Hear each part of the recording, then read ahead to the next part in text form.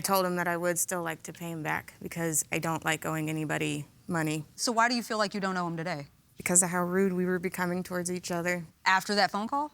After my birthday, when I went skydiving with my friend and his family, the plaintiff did not like it that I didn't invite him to go with me. The relationship was over. So you felt used? I'm stupid.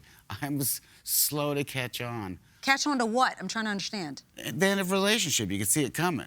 So that was the other thing I can prove is that, I was just kind of stupid in love, We've all been there. I'll write you some poetry if we can start dating. I'll make you sad. Are we good? I just have one question. You canceled the cancellation, didn't you? I did. You did. I have nothing further. We're going to excuse you all now while we deliberate in this matter. Okay. Thank you very much, Thank you, both Your of Honor. you. This was a pretty clear-cut case to me. You had an email after all was said and done that, hey, this debt is canceled. That's all I needed. But then the defendant admits that there was a conversation where she said, no, I insist on paying you. That sort of changes things for me. You're right. I thought that was the end of this case when I first... Right. But if I believe that she had a subsequent conversation with him where she said, no, I want to pay you, I would have to find, I think, that she canceled his cancellation and therefore resurrected the debt. I can't see that he has to be bound by a cancellation when she's revitalized it. And then when I asked her, well, why do you feel like you don't owe him now? She's like, because of the way he spoke to me. So she still believed, before he spoke to her in a certain way and took a certain tone with her, that she was still going to pay him. Yeah, but she did answer in response to Michael's last question. He said, you canceled the cancellation. And she said, yes, I did. And that's where I struggle, right? Is I think that he was very thoughtful and deliberate and strategic, not in a bad way strategic. Right. I understand. I think he said, I want to cancel this debt because I want to know that we're on equal footing, and I won't feel that way if you owe me money. And that's underlying our attempts to rekindle this relationship. No, I feel like he's saying this is the purpose of this email. Lost in the weeds of interpreting. I'm stepping back. I'm saying, here's a man who wrote this magnificently beautiful statement of his affection for the young woman who was before us and caused her to admit to you that she was motivated by that email to call him and say, no, I want to pay you. But it got worse, and he decided to sue her for the actual debt.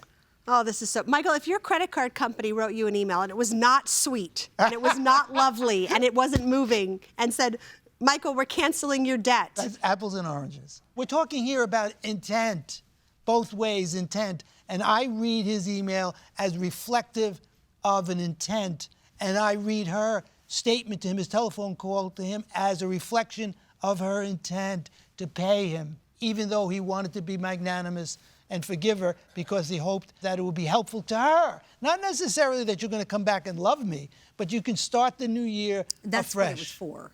I mean, I see it both ways, and I'm kind of torn. But I'm leaning towards more so granting the plaintiff just simply by saying, you canceled the cancellation. That's what is so troubling to me, is that I do believe that this plaintiff has been operating in good faith. The fact that this plaintiff filed a lawsuit tends to corroborate the testimony that he gave, and that ultimately she confirmed at the end that he did offer to cancel the debt, and she said, no, I still owe you, and they proceeded on that basis. I absolutely agree. I mean, the very fact that he brought this lawsuit and that we were unaware of this telephone conversation is additional evidence that I we would should have expected find that from in him. his favor.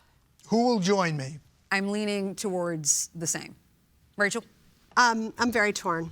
I think the decision to let him prevail is weighing too heavy on emotion because we find him to be a very genuine and wonderful person. I think if this were my credit card company who had sent this email... The reason we're judges is because we're supposed to be good judges of character. That's what it's about. We can judge character, but we also have to follow the law. Yes, of course. I say as a matter of law, she rejected the cancellation and revitalized the loan. I don't know.